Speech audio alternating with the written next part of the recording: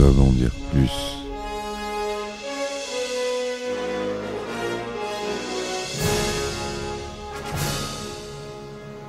Eh ben attendez, mais non. Allez.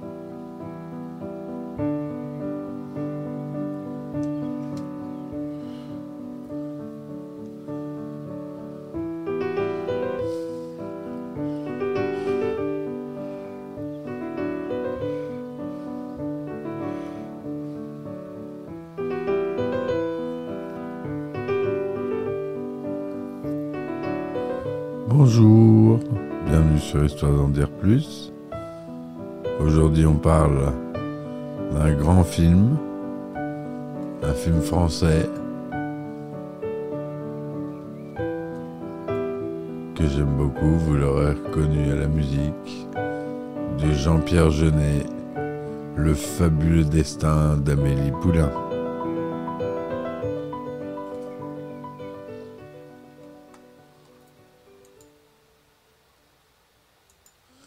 Alors, le fameux fabuleux destin d'Amélie Poulain, c'est un film franco-allemand, faut le savoir, c'est une coproduction franco-allemande de Jean-Pierre Jeunet, le fameux Jean-Pierre Jeunet, que j'aborderai dans mes podcasts bientôt.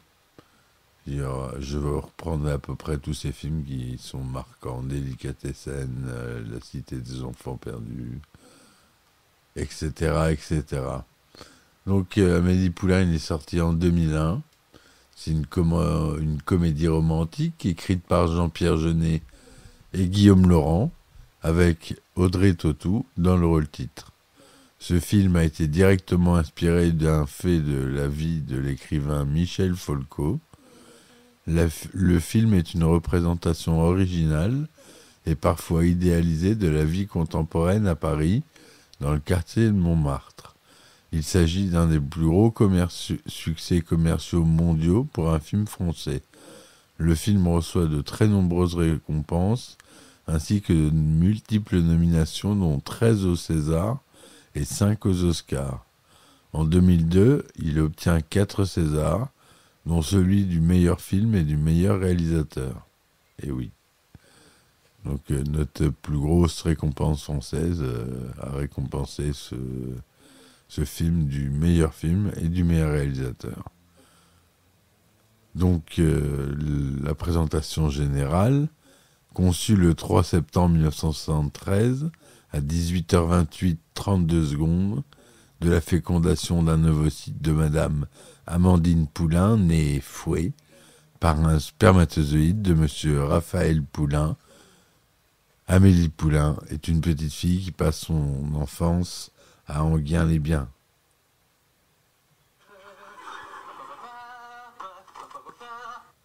À Enghien-les-Bains.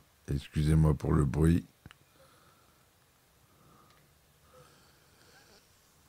Donc, comme acteurs principaux, on a Audrey Tautou, Mathieu Kassovitz, Rufus, Laurella Cravotta, Serge Merlin, on a aussi Jamel, on a d'autres acteurs que je vais citer plus après quand on verra le casting plus en détail. On va commencer par le synopsis détaillé. Amélie Poulain grandit isolée des autres enfants car son père, docteur taciturne, lui diagnostique à tort une maladie cardiaque. Son père ne la touchait jamais en dehors des examens médicaux, d'où l'emballement de son pouls lorsqu'il le mesurait. Sa mère, tout aussi névrosée que son père, est inhibée et meurt alors qu'Amélie est encore jeune, heurtée accidentellement par une touriste québécoise qui avait résolu de se suicider en se jetant du haut de la cathédrale Notre-Dame de Paris. Son père se renferme alors davantage et dévoue sa vie à la construction maniaque d'un mausolée consacré à sa défunte épouse. Livrée à elle-même, Amélie développe une imagination étonnamment riche. Devenue une jeune femme, Amélie est serveuse dans un petit café de Montmartre, le café des Deux Moulins, tenu par une ancienne artiste de cirque et fréquenté par des employés et des clients hauts en couleur. À 23 ans, Amélie mène une vie simple, ayant abandonné toute relation sentimentale après des tentatives ratées. Elle prend goût à des plaisirs simples, comme faire craquer la crème brûlée avec une cuillère, faire des ricochets sur le canal Saint-Martin, mettre sa main dans un sac de grains, essayer de deviner combien de couples parisiens ont un orgasme à chaque instant. 15, chuchote-t-elle à la caméra. Elle laisse libre cours à son imagination. Sa vie bascule la nuit de la mort de la princesse Diana, le 31 août 1997, dans un enchaînement de circonstances suivant le choc de l'annonce. Elle découvre, derrière une plainte décellée de la salle de bain, une vieille boîte métallique de bergamote de Nancy, des bonbons, de la confiserie Lefebvre Georges, remplie de souvenirs cachés par un garçon qui vivait dans son appartement 40 ans avant elle. Fascinée par sa découverte, elle se met à la recherche de la personne, maintenant adulte, qui avait placé la boîte afin de la lui rendre, tout en établissant un marché avec elle-même. Si elle le retrouve et le rend heureux, elle consacrera sa vie à aider les autres, sinon tant pis. Après quelques erreurs et un minutieux travail de détective, aidé par le reclus Raymond Dufayel, un peintre surnommé l'homme de verre, à cause d'une ostéogenèse imparfaite, comme dans Glace et dans Incassable. Elle met la main sur l'identité de l'ancien occupant des lieux, place la boîte dans une cabine téléphonique et fait sonner le téléphone pour attirer cet homme alors qu'il passe à proximité. Et lorsqu'il ouvre la boîte, il subit une révélation. Tous ses souvenirs oubliés d'enfance lui reviennent soudain à la mémoire. Elle le suit de loin, jusque dans un bar, et l'observe sans se découvrir. En voyant les effets positifs sur lui, elle décide de répandre le bien dans la vie des autres. Amélie devient alors une sorte d'entremetteuse secrète, ange gardienne. Elle persuade son père de réaliser son rêve de faire le tour du monde, avec l'aide d'un nain de jardin et d'une amie hôtesse de l'air. Elle met également son grain de sel dans la vie des gens qu'elle côtoie au travail. D'ailleurs, elle s'arrange pour que 2 d'entre eux tombent amoureux, Georgette, l'hypocondriaque, et Joseph, un homme particulièrement jaloux. Elle rédige aussi un faux courrier à l'intention de sa concierge, terriblement dépressive depuis la mort de son mari, courrier prétendument écrit par le mari, et qui aurait été égaré il y a 40 ans par la poste. Tandis qu'elle venge Lucien des vexations continuelles, Lucien c'est Jamel Debbouze, que lui fait subir son patron, Monsieur Collignon. Mais alors qu'elle s'occupe des autres, personne ne s'occupe d'elle. En aidant les autres à obtenir le bonheur, elle se met face à sa propre vie solitaire, s'identifiant à Mère Teresa, et ses relations chaotiques avec Nino Quincampoix, qui était, enfant, le souffre-douleur de ses camarades d'école, et maintenant un jeune employé de sex shop décalé qui collectionne les photos d'identité jetées sous les cabines photomatons, et dont elle est tombée amoureuse. Bien qu'elle intrigue avec diverses méthodes détournées pour le séduire, notamment une sorte de chasse au trésor pour récupérer un de ses albums photos perdus, elle reste terriblement timide et se sent systématiquement incapable de l'approcher. Elle doit recevoir les conseils de Raymond pour comprendre que l'on peut poursuivre son bonheur tout en s'assurant de celui de ses amis et voisins. Voilà comment je résumerai le film. Et il faut le voir. Si vous ne l'avez pas vu, c'est un sacrilège. Ce film, il représente la France pour beaucoup, beaucoup de gens dans le monde entier. Si vous parlez d'un film français à un étranger, il vous dira Amélie Poulain. Vous allez le voir, on va l'apprendre dans plusieurs langues. Amélie Poulain. En allemand, par exemple, c'est Die Verbalte Welter der Amélie. Comme c'est une coproduction franco-allemande, on commence par le titre en allemand. On va voir qu'il était distribué à l'international. Donc, la musique, on retrouve Yann Tiersen, dont je vous ai mis un extrait. À la direction artistique, Mathieu Junot et Volker Schaffer. Au costume, Madeleine Fontaine. À la photographie magnifique, Bruno Delbonnel. Le son est superbe aussi, Vincent Arnady, Guillaume Le Riche, Franck Maître. Au montage, on a Hervé Schneid. Une production Claudie Ossard et Arne Mirkom van Hamden. Coproduction Bastian Gries et Helmut Breur. Le budget de 11 710 000 $. C'est tourné en couleur Dubois Color. C'est un format inventé par les Français de chez Dubois. Noir et blanc 35 mm de 39e, un cinémascope. Son DTS, son Dolby Digital. C'est en couleur, hein, mais il y a des parties en noir et blanc. C'est pour ça que c'est précisé comme ça. La durée, elle est de 122 minutes, donc il fait 2h02. Il est sorti en France le 25 avril 2001. Et au Québec, le 20 août 2001. J'ai pas la date de sortie aux États-Unis, mais c'est beaucoup plus tard. Il est classé tout public, à peu près partout. Audrey Tautou, il joue Amélie Poulain, Mathieu Kassovitz, Nino Quincampoix. Rufus joue Raphaël Poulain, le père d'Amélie. Lorella Cravotta, Amandine Poulain, la mère d'Amélie. Lorella Cravotta, qu'on connaît dans beaucoup de films aussi, qu'on a vu, qui est connue. Serge Merlin, Raymond Dufayel, le peintre. Jamel Debbouze, Lucien, l'employé de Collignon. Clotilde Mollet, Gina, la serveuse. Claire Morier, Suzanne, la patronne. Notre chère Isabelle Nanty, qui joue Georgette, la préposée à la vente du tabac et au ticket de jeu. Et on a Dominique Pinon, évidemment, comme dans quasiment tous les films de Jeunet, qui joue Joseph, l'ex-amant jaloux de Gina. On a Yolande Moreau, qui joue Madeleine Wallace, la concierge. On a Michel Robin.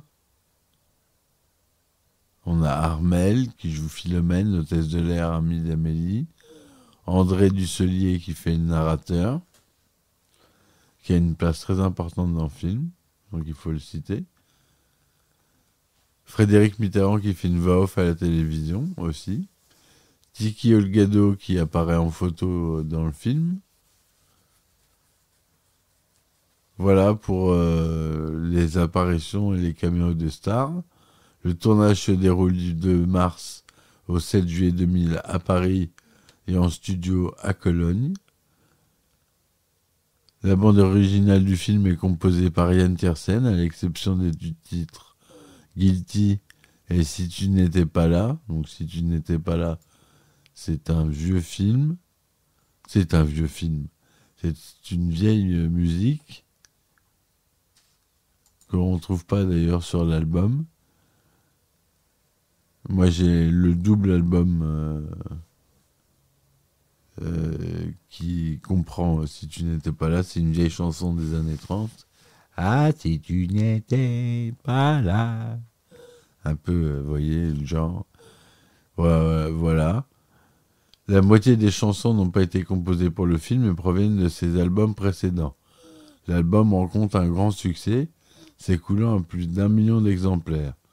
L'album reçoit plusieurs récompenses, notamment un César de la meilleure bande originale en 2002. Le film a globalement été très bien accueilli par la critique. Il recueille plus de 90% de critiques positives avec un score moyen de 8.1 sur 10 sur une base de 172 critiques sur Rotten Tomatoes, ce qui est un excellent score.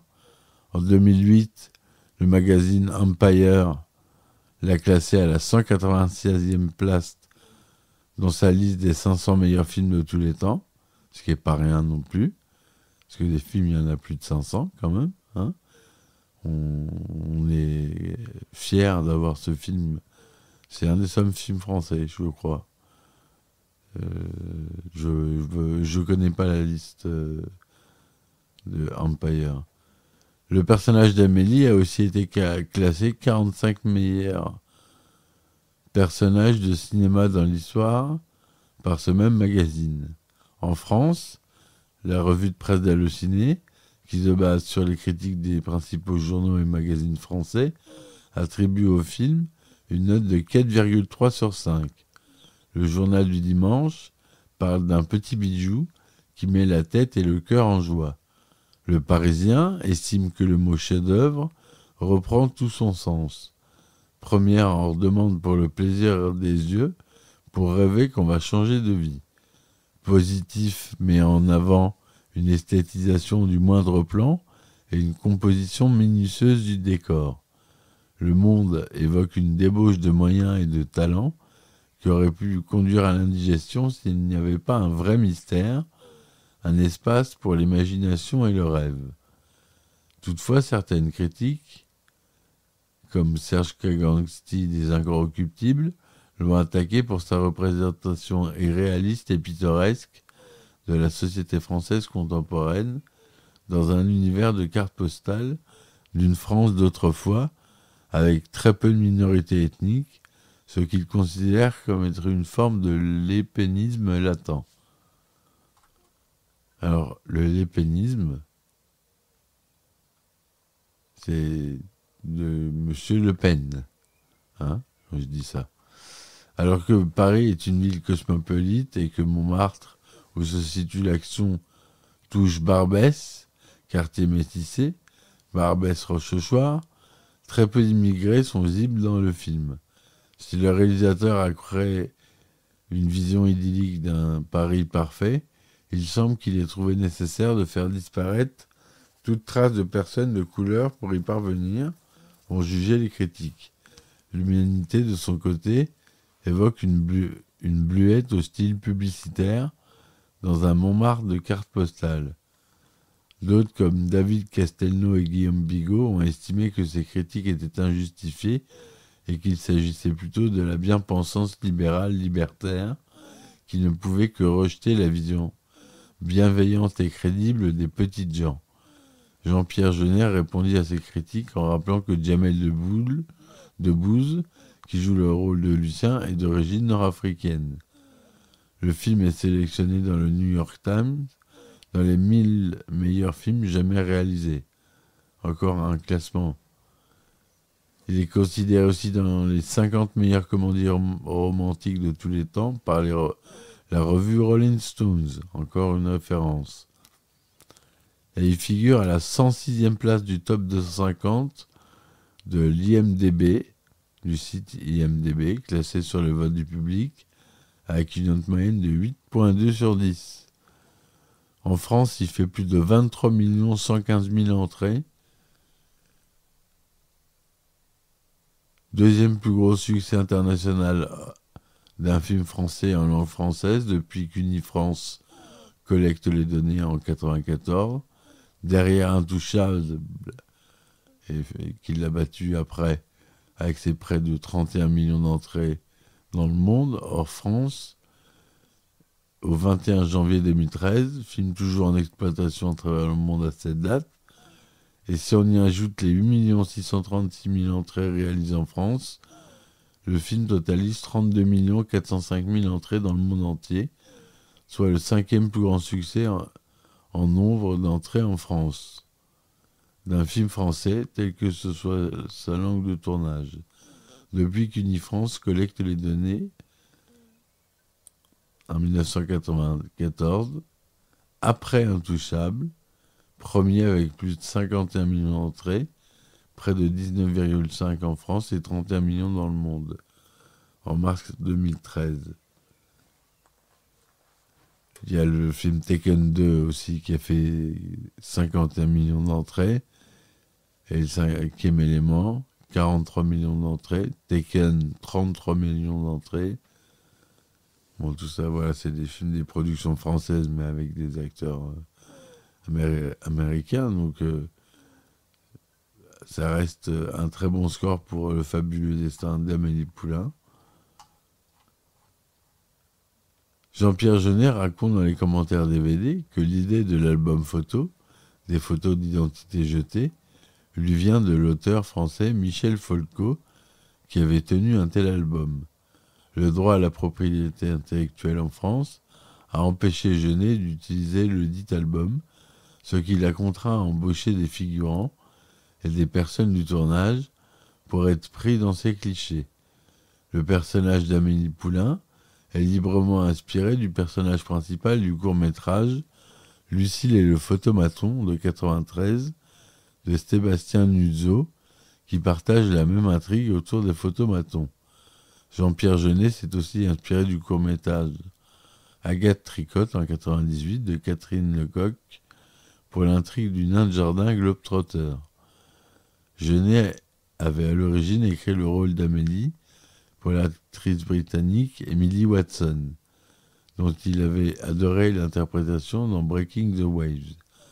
Dans le script original, le père d'Amélie est un Britannique vivant à Londres.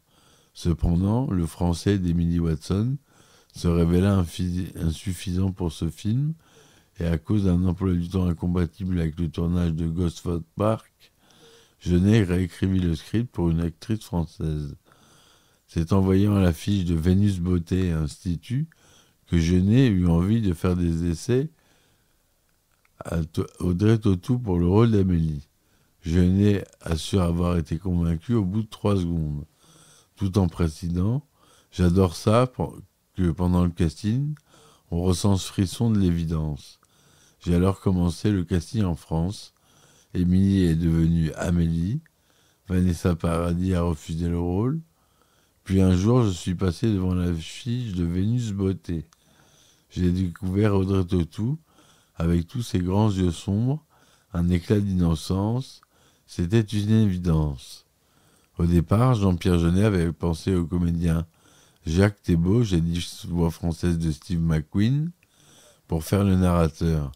Mais le timbre de ce dernier ayant trop vieilli avec les années, Jeunet porte finalement son choix sur André Dussolier, qui a une très belle voix off, à milieu de moi. Le film ne fut pas sélectionné au Festival de Cannes. L'absence d'Amélie Poulain souleva une controverse à cause de l'accueil enthousiaste du public et des médias français en comparaison. Un précédent film de Jeunet, La Cité des Enfants Perdus, avait reçu un accueil plutôt mauvais à Cannes. Gilles Jacob, le président du festival, jugea le film inintéressant, bien qu'il ne vût qu'une version incomplète, notamment sans musique d'accompagnement. Un autre film avec Audrey Tautou, Le battement d'ailes du papillon de Laura Firod, sorti l'année précédente, s'est vendu en Corée et en Russie sous le titre d'Amélie 2.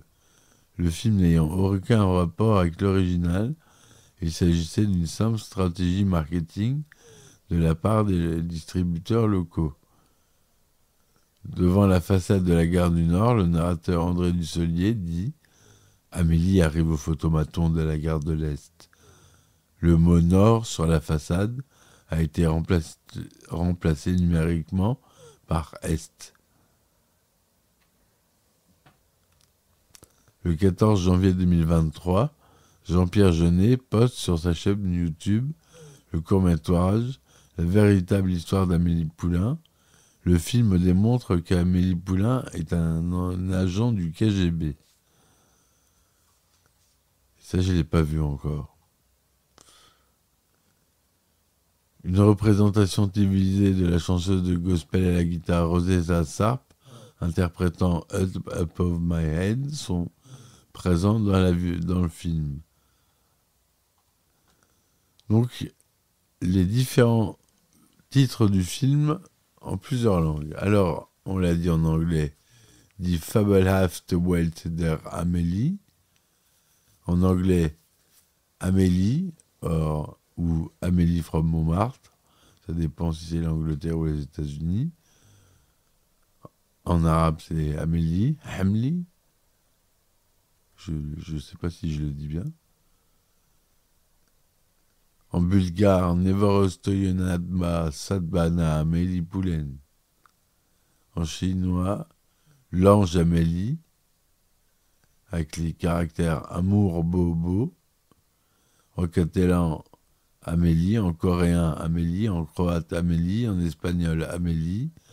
En espéranto, la Fabella Destino de Amélie Poulain. En finnois, Amélie. En gallois, je ne saurais pas le prononcer. Dans les autres langues non plus, mais c'est souvent Amélie, tout court, qui ressort le plus. Voilà ce que je voulais vous dire sur ce film très original, qui a tout pour plaire. Une photo magnifique, une colorisation bien à elle, qui a été copiée et recopiée après. Ça a été appelé le style Amélie Poulain. Cette colorisation un peu verte, un peu teintée, désaturée, très colorisée, sursaturée sur certaines couleurs et désat sur d'autres. Un film vraiment hors du temps, qui peut se regarder, re-regarder avec plaisir. J'espère que vous aurez pris autant de plaisir à écouter ce podcast. Je vous dis à très vite. Et on finit avec un autre titre d'Amélie. C'est parti.